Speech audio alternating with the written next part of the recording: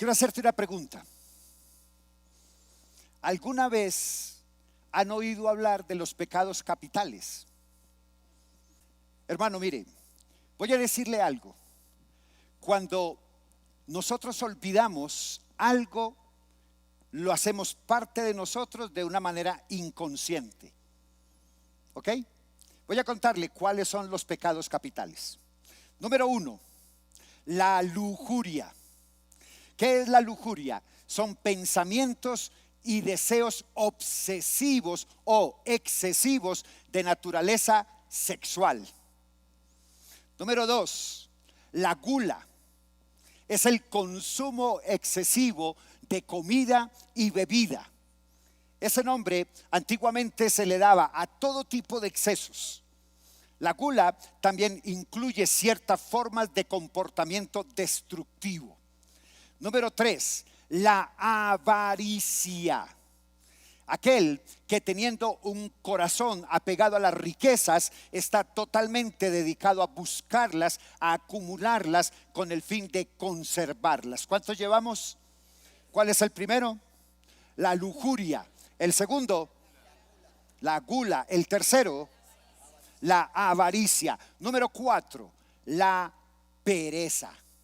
¿Sabe cómo se cataloga? ¿Cómo dice Dante que es la pereza en la Divina Comedia? Es tristeza de ánimo. Número 5, la ira. La ira es odio y enojo. Número 6, la envidia. La envidia es desear algo que alguien más tiene y que percibe que le hace falta. La envidia es un deseo insaciable de poseer lo que otros tienen. Número 7, la soberbia, que conduce a todos los otros 6 anteriores y tiene mucho que ver con el orgullo. La soberbia es el deseo por ser más atractivo o más importante que los demás. Es considerado el más grande de todos los pecados porque la soberbia es la fuente de los otros 6. ¿Cuántos de nosotros, y no me vaya a levantar la mano, han pasado por alguno de esos pecados capitales? 1, 2, 5, 7, todos. Y mi hermano, voy a decirle algo. Cuando usted se olvida de ellos, cuando usted no tiene presente su pecado, cuando usted no tiene presente ese pecado, eso se vuelve un pecado recurrente. Y cuando permitimos que los pecados sean recurrentes, entonces nos volvemos culturales. Y por eso ya nos olvidamos de ellos. Por eso los confundimos. Por eso le damos otros nombres, pero realmente lo que estamos haciendo es volviendo ese pecado cultural. Y cuando se vuelve cultural, pues no lo confesamos. ¿Por qué? Porque decimos, eso no es pecado, eso forma parte de mi estilo de vida, forma parte de mi cultura. Cada uno de esos pecados que acabamos de enumerar en algún momento nos seduce y nos roba la paz. Y cuando sucumbimos ante esa tentación que son los pecados capitales, nos deja un gran remordimiento, nos deja sentido de culpa y nos deja la promesa de no volver a caer nunca más. Mira, cuando tú te comes una bandeja paisa, cuando te sirven una bandeja paisa con frijoles verdes, arroz Diana, de ese que se espolvorea, un huevo de gallina colorada encima, unos frijoles aguaditos caladitos de plátano, te ponen un pedazo de chicharrón cocho así que se te hace agua a la boca, un salchichón un chorizo no me olvides. ¿Tú sabes cuál es el chorizo no me olvides? ¿Cuál es el chorizo no me olvides? 3 días, te lo comes hoy y lo eructas 3 días. Aguacate, los que comen aguacate en la bandeja paisa, te la comes y cuando terminas te da reflujo, te dan ganas de vomitar y dices, no vuelvo a comer bandeja paisa. Pero al otro día vuelven y le dan y vuelve y se la come. sientes amargura, sientes dolor, sientes algo y dices, yo no vuelvo a hacerlo. El que toma licor y se emborracha el otro día con el guayabo, ¿qué dice? Yo no vuelvo a tomar. Esa es la culpa y la amargura en cada uno de ellos. Para muchos cristianos, mira, para muchos cristianos, los 7 pecados, y yo voy a darle la razón por la cual usted no se lo sabe, porque para muchos evangélicos los 7 pecados capitales no aplican para nosotros, porque son la manipulación de la Iglesia Católica para mantenernos esclavos. Por eso la gran mayoría no se lo sabe. Otros, un poco más liberales, no tan legalistas, son pecados meramente culturales. Por ejemplo, ¿comer en exceso es pecado? No, eso es cultura. Allá él se engorda, se vuelve como una marrana, eso es problema de él, pero no lo ve como pecado porque lo ve cultural. Pero para los estudiosos y temerosos de la verdad de la palabra de Dios, esos pecados recurrentes te apartan de la intimidad con Dios, Jehová de los ejércitos. Mira, la avaricia. ¿La avaricia cuál número era? La avaricia es de los pecados recurrentes que más fácil olvidamos. Es de los pecados recurrentes donde los cristianos caen con mayor facilidad. ¿Sabe por qué? Porque los vuelven culturales y forman parte de su estilo de vida. Un hombre llamado Luciano Jaramillo, que creo que ahora 8 días les conté, del libro que se llama Tentaciones, él dice claramente: el afán y el ansia de riqueza se apodera de sus víctimas de una manera tan sutil y tan dominante que si no se comparte, si no se hace algo a través, si no se combate a través de los medios morales y espirituales de la santa palabra de Dios, nos vuelven sus esclavos. Las escrituras nos muestran en muchos de sus temas el desapego al amor y del alma a las riquezas y a los bienes de este mundo. Nos hacen ver que la codicia es un pecado demasiado sucio que nos separa de Dios y de sus bienes espirituales. La Biblia dice claramente, escúchame bien, la Biblia dice: mirad y guardaos de toda avaricia, porque la vida del hombre no consiste en la abundancia de los bienes que posee. Jaramillo continúa diciendo en su libro: la avaricia como un vicio se refiere a toda clase de bienes terrenales y temporales. Escúchame. Dios sabe que tú necesitas. Dios sabe que nosotros necesitamos los bienes para poder sobrevivir, o simplemente para vivir adecuadamente. Dios lo sabe. ¿Sabe por qué? Porque Dios lo creó. Todos, absolutamente todos los bienes tienen como origen a Dios, y Él los creó. ¿Quién los creó? Dios, no cualquier Dios, el Dios de la Biblia, el Dios todopoderoso, los creó para nuestro deleite, para nuestro disfrute, para nuestro bien. Escúchame lo que te voy a decir. No es pues el uso moderado y adecuado de los bienes lo que constituye pecado, sino el abuso de ellos. Voy a repetirlo nuevamente.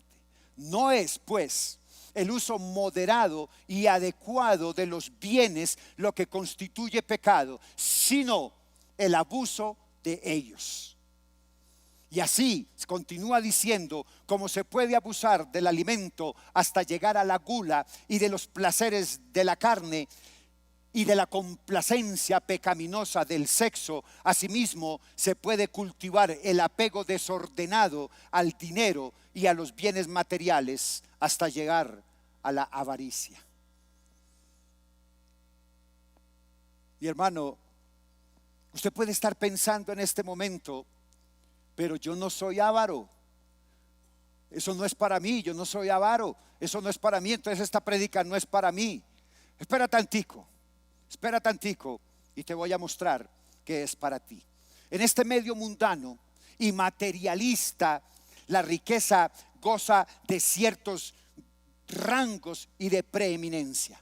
Es fácil llegar a ser un don tal y tal. Mira, yo no sé si usted recuerda por allá en la época de la colonia, cuando a las personas que tenían abolengo o venían con ciertos títulos, les decían don fulanito de tal. Eso representaba riqueza, eso representaba abolengo. Es fácil llegar a serlo si exhibimos abundancia de posesiones, de bienes, de academia, etcétera, etcétera, etcétera. Pero desgraciadamente nuestra sociedad no da la misma valoración a la abundancia de bienes en el espíritu. La sociedad te menosprecia si tú eres un hombre entregado, una mujer entregada a la misericordia de Dios, a la meditación, a la contemplación, al amor, a la enseñanza, a las misiones. No te van a dar reconocimiento. Pero si tienes abolengo, si tienes dinero y si tienes posesiones, sí vas a ser de reconocimiento. Voy a invitarte para que abras tu Biblia en el Evangelio de Mateo. El domingo pasado estuvimos hablando de la historia de la parábola que el Señor Jesucristo le escribió a los fariseos sobre el rico y Lázaro. Hoy vamos a ver otra de las parábolas del Señor Jesús que hace referencia a los ricos. Evangelio de Mateo en el capítulo 20, capítulo 19. Evangelio de Mateo, capítulo 19. ¿Ya lo tenemos todos? ¿Cuántos me dicen amén? Voy a pedirte que te coloques de pie por un momento para que descanses. Evangelio de Mateo, capítulo 19, verso 16. Y vamos a leer la palabra de Dios en el nombre del Padre y del Hijo y del Espíritu Santo. Amén. Entonces, verso 16, vino uno y le dijo: Maestro bueno, ¿qué bien haré para tener vida eterna? Y él le dijo: ¿por qué me llamas bueno? Ninguno hay bueno sino uno, Dios. Mas si quieres entrar en la vida, guarda los mandamientos. Y le dijo: ¿cuáles? Y Jesús le dijo: no matarás, no adulterarás, no hurtarás, no dirás falso testimonio, honra a tu padre y a tu madre, y amarás a tu prójimo como a ti mismo. Verso 20, y el joven dijo: todo esto lo he guardado desde mi juventud, ¿qué más me hace falta? Y Jesús le dijo: si quieres ser perfecto, anda, vende lo que tienes y dalo a los pobres y tendrás tesoro en el cielo, y ven y sígueme. Oyendo el joven esta palabra, se fue triste porque tenía muchas posesiones. Señor, bendice tu palabra en este lugar. Toma cada vida, cada mente y cada corazón y glorifícate. Te lo pido hoy delante de ti, en el nombre poderoso de nuestro Señor Jesucristo. Amén y amén. Yo quiero preguntarte si usted cree que al leer este pasaje del joven rico está enseñando el Señor Jesucristo que Él está esperando que ustedes y yo, que todos los seguidores renuncien a todas sus posesiones para seguirle. ¿Usted cree que eso puede ser posible? ¿Usted cree que el Señor Jesucristo le está diciendo: para que tú seas digno de mí, tú necesitas vender todas tus posesiones, vender tu casa, tu carro, todo lo que has luchado, darlo a los pobres y seguirme? Esa es la intención del Señor Jesús. No, esa es la intención de los sinvergüenzas, traficantes de la fe, que se autodenominan apóstoles, profetas, que te invitan a pactar o a vivir en una condición que no es.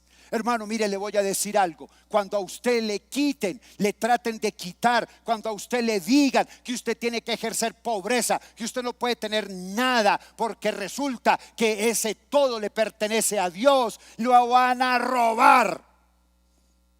Cuando a usted le digan: traiga su escritura porque usted no puede tener propiedades, traiga la tarjeta propiedad de su carro porque usted no puede tener carro, usted tiene que vivir en pobreza para que herede el reino de los cielos, lo van a robar. No se deje engañar, porque nadie, en ninguna parte, la palabra de Dios dice que tú no puedas tener propiedades. Y ese texto nos invita a salir de todo para ganar el reino de los cielos. Y vamos a verlo por qué. El texto de hoy nos está narrando la historia de un joven que pregunta por el camino de la vida eterna. El Señor Jesús le está indicando el camino de la bondad. Él no acepta. Claro que no la va a aceptar. Tiene mucho dinero, tenía mucho dinero, era demasiado rico. Mira, una persona con riqueza, una persona con dinero está protegida por la seguridad que esa riqueza le da. Se aferra a ella, tiene dificultades para abrir la mano de su seguridad, de la seguridad que le representa la riqueza. Se agarra a las ventajas que sus bienes le ofrecen. Esa persona rica vive preocupada en defender sus propios intereses. Una persona pobre no tiene esa preocupación. Pero escúchame bien, hay pobres con mentalidad de ricos. ¿Por qué me abriste la puerta? ¿Me puedes cerrar la puerta un momento, por favor? ¿Me puedes cerrar la puerta, por favor? ¿Está aquí?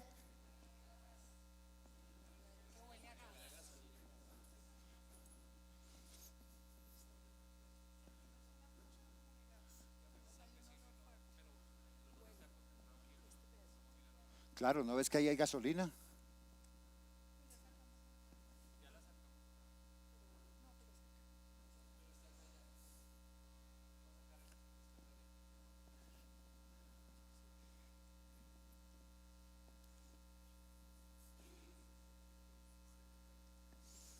Volvamos a empezar otra vez. Volvemos a leer el texto. No, ¿cierto que no? No.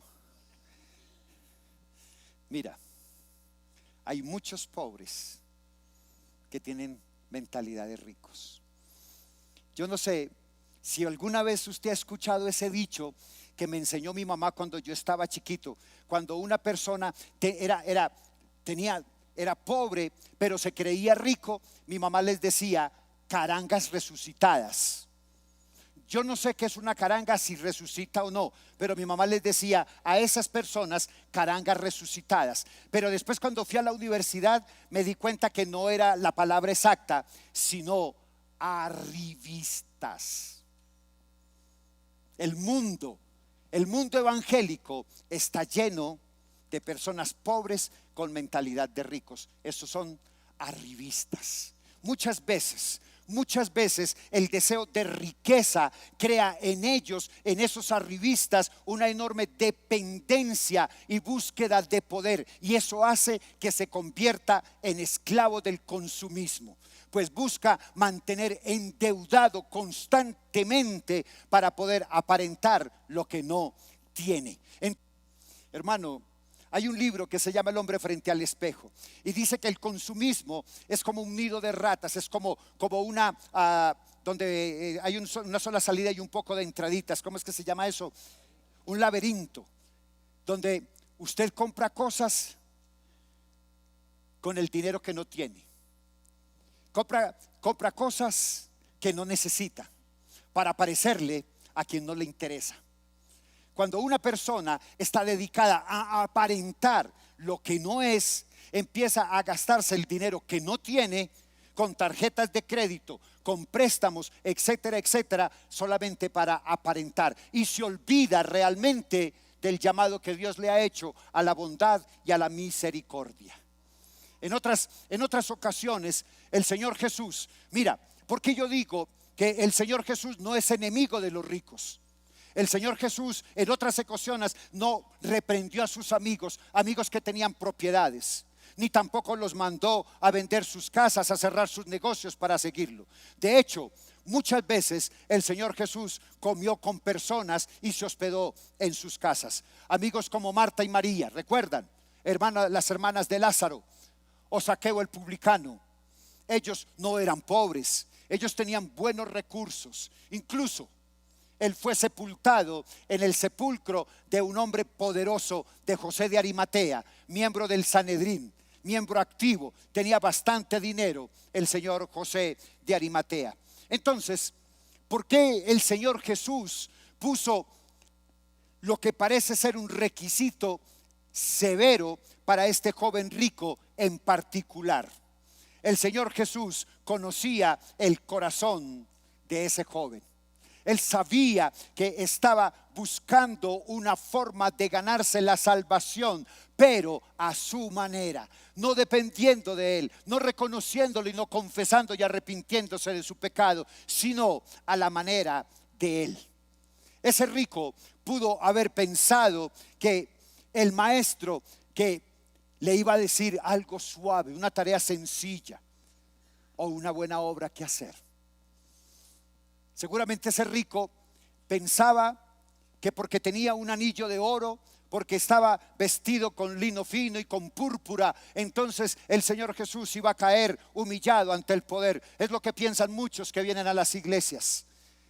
Creen que porque entregan una ofrenda de más o porque tienen un vestido de marca, entonces tienen la posibilidad o tienen el derecho adquirido de mandar en la iglesia, de hacer lo que diga la iglesia, de hacer todo lo que ellos quieran, y el pastor a doblegarse a ellos.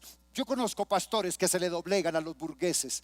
Yo conozco pastores que ven una persona llegar en un flamante carro, inmediatamente le abren la primera silla de adelante, porque no está viendo un perdido. ¿Sabe qué está viendo? Un bolsillo.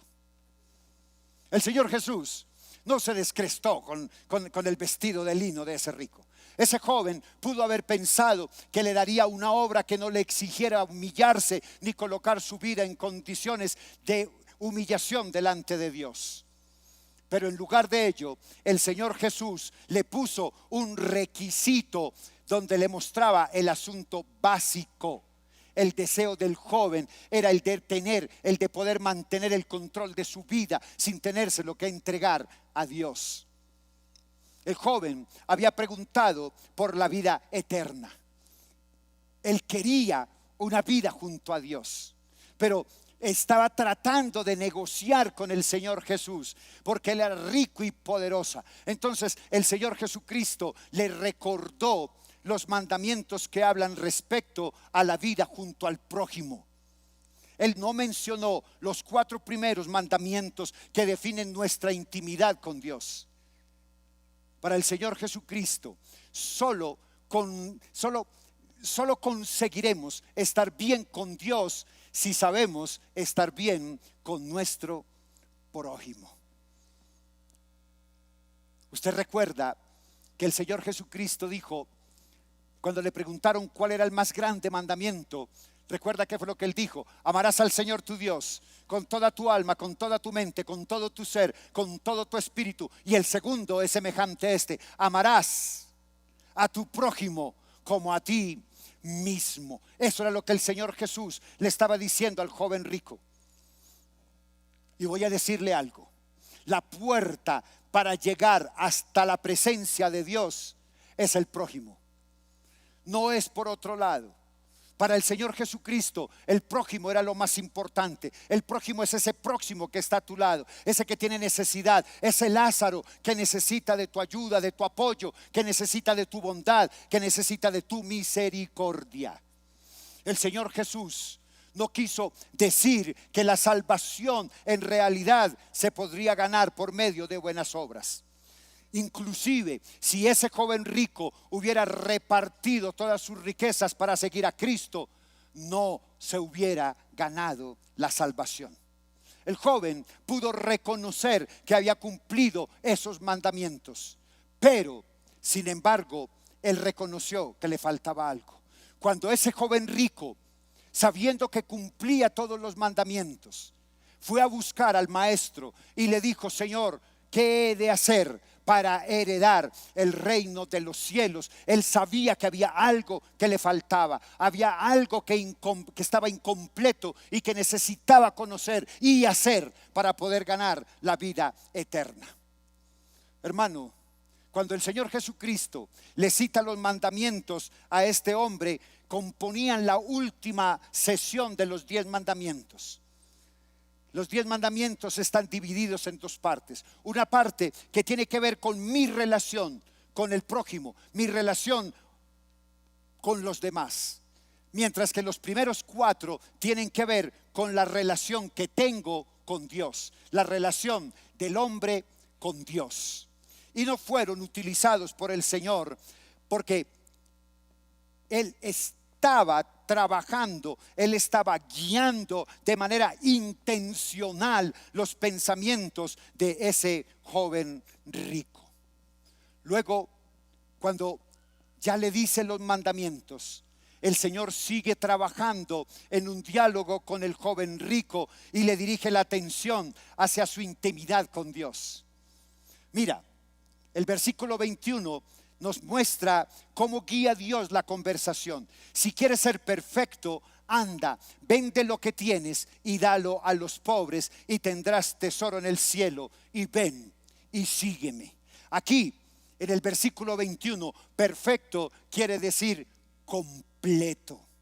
Seguir a Jesús le habría ayudado a ver, le habría ayudado a entender que ese joven rico no estaba obedeciendo aquellos primeros mandamientos que hablaban acerca de la intimidad del hombre con Dios. El Señor Jesús se estaba encaminando hacia la cruz. Él, ya en esta visita del joven rico, él ya tenía claro el camino hacia la cruz que tenía que seguir.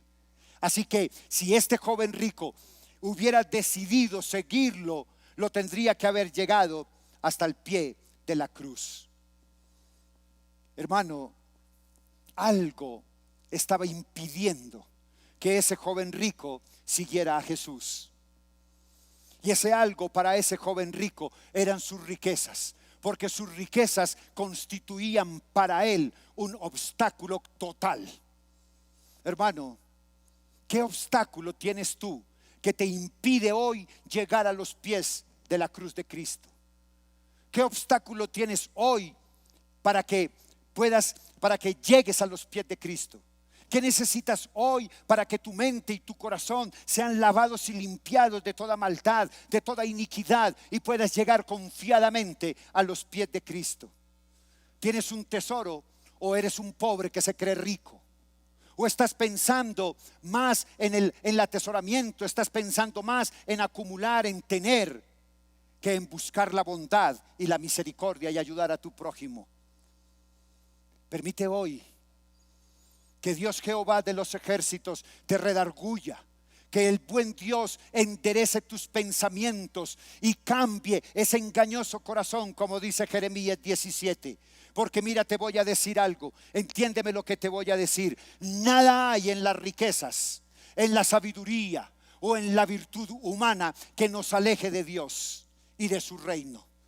Todo, absolutamente todo está en el corazón del hombre. Y tiene que ver con la manera como nos relacionamos con las personas, con los objetos, idolatrándolos, atesorándolos, obsesionándonos de tal manera que dejamos pasar la mejor oportunidad de nuestras vidas, y es el ofrecimiento del reino de Dios, la vida eterna. El Señor Jesús sintió compasión por ese joven. El Evangelio de Marcos, en el capítulo 10, verso 21, dice que Jesús lo amó. O sea, tuvo misericordia de él. Pero Dios, el Señor Jesucristo, sabía que su mente estaba torcida, sabía que él quería era manipular a Dios. No tuvo otra opción más que de despedirlo con una clara comprensión de su fracaso, así como entró. Él vino con la expectativa de manipular al Señor Jesús y se fue con la cola entre las patas, porque lo mandó con su propia miserableza. Mi amado, la iglesia, la Biblia dice claramente que la posesión de riquezas implica responsabilidades. Hermano, cuando Dios te da riquezas es porque ve en ti que eres un administrador. Voy a contarte una historia rápida. Hubo una época en que yo era poderoso, autosuficiente, ególatra, egoísta, soberbio, prepotente, sobrado. Para mí después la chucha y la pecueca. No había nada más, absolutamente nada más. Tenía una empresa que tenía unos activos supremamente altos, manejaba una buena cartera, tenía la confianza de los proveedores, de la gente, creía en mí. Y por eso me fui al lugar más alto de la cumbre. Y cuando me caí, que perdí absolutamente todo, después de un tiempo del trato de Dios, una mujer habló conmigo. Una mujer buena, una mujer de principios y realmente estudiosa de la palabra de Dios. Y me dijo: César, Dios tiene un propósito para tu vida. Porque aquel que la buena obra empezó, Él será fiel en terminarla. Pero ten la plena seguridad que nunca vas a ser rico. Y yo le dije: ¿por qué me está echando la mala vibra? No me eche la mala vibra. Como dirían los pentecostales, yo ato esas palabras en el nombre de Jesús de Nazaret. ¿Por qué me está contando eso? Y me dijo: porque fuiste el más mal administrador de la multiforme gracia de Dios. Él te dio riqueza para que tú la administraras, para que tú hicieras bondad y misericordia con el necesitado. Pero sin embargo, lo que hiciste fue derrocharla con mujeres, derrocharla con licor, haciendo soberbia, comprando las cosas que no necesitabas con el dinero de tus proveedores para parecerle a quien no te importaba.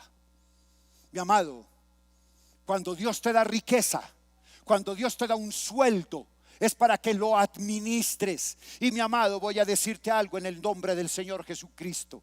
Cuando tú no entregas tu ofrenda en la iglesia, no es porque el sueldo no te alcanza, es porque eres pésimo administrador, porque no sabes administrar los recursos de Dios. Entonces no es que el dinero no te alcance, es que eres pésimo administrador. Y por eso andas siempre caminando como la serpiente, arrastrándote. Mi amado, cambia la posición y no pretendas ser rico mostrando lo que no eres, y conviértete en un buen administrador de la multiforme gracia de Dios. Hermano, la posesión de riquezas implica mucha responsabilidad, incluyendo la responsabilidad de ser compasivo, de ser bondadoso. Hermano, cuando usted es un buen administrador, usted lo primero que hace es ser bondadoso. Si usted fuera un buen administrador, lo primero que usted separa es la ofrenda para el Señor. Eso se llama bondad, eso se llama misericordia. Hermano, yo nunca le digo a usted que usted tiene que dar por obligación. Usted da porque Dios lo propuso en su corazón, porque Dios pone en usted bondad, porque Dios pone en usted misericordia para ayudar a otros. Hermanos, en ninguna parte la Biblia dice que todos los cristianos debemos vender todo lo que tiene y darle la ganancia a los pobres. Vuelvo y le repito: si usted escucha en un lugar, llámese televisión, llámese radio, llámese que vaya a otra iglesia, y a usted, la persona que predica, le dice que usted tiene que vender sus bienes, te va a robar. Si tú le dices, si él te dice: trae tu reloj, trae tu anillo, trae tu billetera, porque Dios te va a proveer al 100 por uno, no le crea, porque le va a ¿qué? Le va a robar. Hermano, el Señor Jesús nunca te va a decir que vendas tu propiedad. Nunca te va a decir que vendas tu carro. Nunca te va a decir que te desprendas de tu anillo para probar tu fe. Jamás. O que desocupe tu billetera en la iglesia. Jamás. Quien te diga eso te va a robar. El Señor Jesús nunca lo diría, nunca lo dijo. Solamente a esos corazones que estaban inclinados a adorar y a esclavizarse de la riqueza, como el joven rico. Solamente esos esclavos de la riqueza, esos pobres que quieren ser ricos, van a vivir medidas tan drásticas, porque Dios conoce el corazón tuyo y mío. Pero para otros darlo todo también sería un acto de muy mala mayordomía, porque es falta de disposición para poner en práctica los dones que Dios te ha dado. La administración de la multiforme gracia de Dios es un don. Cuando tú aprendes a administrar, Dios pone en tus manos riquezas, pero no riqueza para acumular, pero no riqueza para atesorar, riqueza para dar, para apoyar a otros, para ser bondadosos. Hermano, yo no sé si voy a meter la pata con lo que le voy a decir, pero un hombre existió hace muchos años y se llamó Colgate-Palmolive. Colgate-Palmolive era un creyente, no recuerdo si era pentecostal, pero Colgate-Palmolive entregaba el 80% de sus utilidades para la obra de Dios, para las misiones, para llevar gente a la ventana 1040, y él vivía con el 20%. Usted ha escuchado hablar de Colgate-Palmolive, ¿verdad? Es de las empresas más poderosas que había en Colombia. Y el sindicato antioqueño creo que ya no es tan poderosa, pero la decisión de los dueños y del dueño en esa época, del señor Colgate-Palmolive, era entregar para la obra de Dios el 80% y el vivir con el 20%. Hermano, yo no le estoy diciendo que haga eso. Por favor, no vaya a malinterpretarme. No le digo que lo haga, salvo si usted es un buen administrador. Pero si usted trae la ofrenda a Dios, tenga la plena seguridad que es porque usted es un buen administrador. Mira, después de todo el proceso, cuando el Señor Jesús le dijo al joven, le dio los mandamientos al joven, el joven dijo: ¿qué más me falta? ¿Qué más me falta?, le dijo el joven. Ya he cumplido todos los mandamientos, ¿qué más me falta?, dijo el joven. Él sabía que le seguía haciendo falta algo. Y yo te pregunto a ti hoy, cuando haces tu devocional en la mañana, le dices: Señor, ¿qué me hace falta? ¿Qué hace falta para tener la vida eterna? ¿Qué me hace falta a mí para tener la vida eterna? Qué bueno que todos los días nosotros nos hiciéramos esa pregunta. Diariamente preguntáramos a Dios: ¿qué me hace falta? Y que no seamos indiferentes y no estemos satisfechos con lo que ya hemos hecho al servicio de Dios. Hermanos, cuando el apóstol Pablo envejeció, que ya estaba entrado en años y estaba preso en Roma, por la causa de Cristo, él dijo unas palabras en Filipenses capítulo 3: hermanos míos, yo mismo no pretendo haberlo ya alcanzado, pero una cosa hago, olvidando ciertamente lo que queda atrás y extendiéndome a lo que está adelante, prosigo a la meta, al premio del supremo llamamiento de Dios en Cristo Jesús, Señor nuestro. Hermano, yo quiero hacerle la última pregunta. ¿Usted está interesado en la vida eterna? ¿Cuántos dicen amén? ¿Está interesado en la vida eterna? Cuando usted obedece el evangelio, cuando usted confiesa su pecado y hay un verdadero arrepentimiento, obtiene el perdón de Dios y tiene promesa de vida, tiene promesa de vida eterna. La palabra de Dios dice en primera de Juan capítulo 2 25, dice: y esta es la promesa que Él te hace a ti hoy, y es la promesa que le hizo a los antepasados tuyos si no lo siguieron, pero la hizo a ellos y te la hace a ti. Y esta es la promesa que te hago hoy: la vida eterna. Hermano, le conviene a usted tomar una decisión hoy de leer, estudiar, oír un evangelio puro, un evangelio sano. Y ese evangelio es creer en el Señor Jesucristo, arrepentirse de sus pecados, de su maldad, de su iniquidad, confesar al Señor Jesucristo como Hijo de Dios y bautizarse. Hermano, el joven rico no quiso obedecer a Dios porque él creía que el precio era demasiado alto. Muchos hoy no quieren obedecer. ¿Es usted uno de los que no quiere obedecer a Dios? ¿Es usted de los que viven siendo pobres ricos? Porque hay muchos ricos que lo único que tienen es dinero. ¿Es usted uno de ellos? ¿Es usted uno de los que no tiene bondad en su corazón?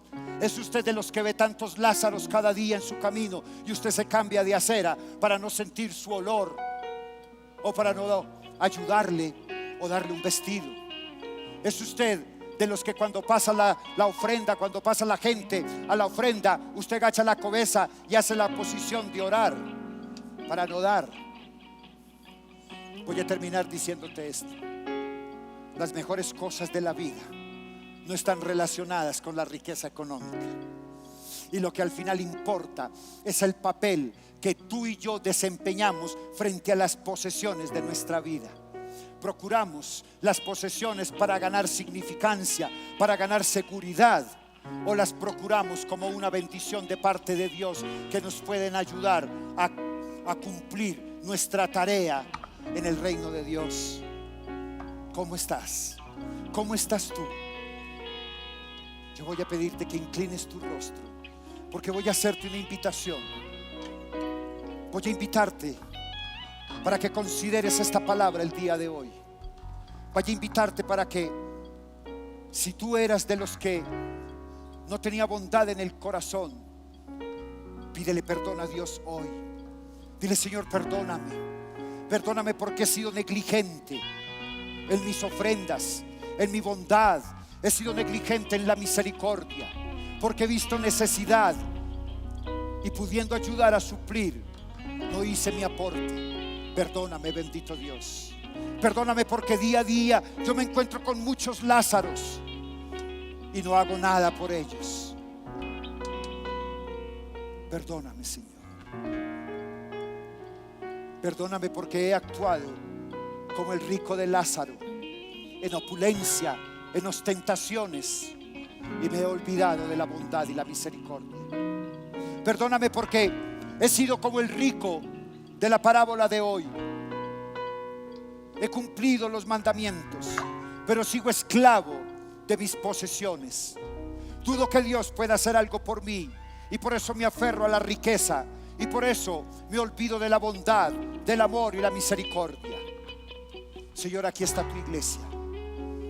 Tú has hablado, la tarea está hecha, Señor. Toca a cada uno de los aquí presentes en esta mañana, en esta tarde, y glorifícate. Glorifícate, bendito Dios, para la honra y la gloria de tu nombre. Bendito seas, Señor, Dios y Padre Todopoderoso. Gracias, Señor, porque hoy con gozo y alegría tu pueblo ha dado de lo que ya tú le has dado. Gracias porque tus misericordias son puestos en cada corazón, y hoy, Señor, alabamos tu nombre y te damos gracias. Gracias, Señor, y llena de sabiduría la administración de la iglesia, para que ocupes tus bienes en la multiplicación de tu obra. Danos de tu sabiduría administrativa, Señor, para poder administrar con sabiduría, para poder guiar con sabiduría esos recursos que tú colocas en este lugar, para la honra y la gloria de tu nombre. Amén y amén. Iglesia, voy a pedirle que se coloque de pie. Dios ha hablado a tu vida hoy. Pon en práctica lo que has aprendido. Mira a tu prójimo, porque afuera hay muchos Lázaros que necesitan de tu bondad y de tu misericordia.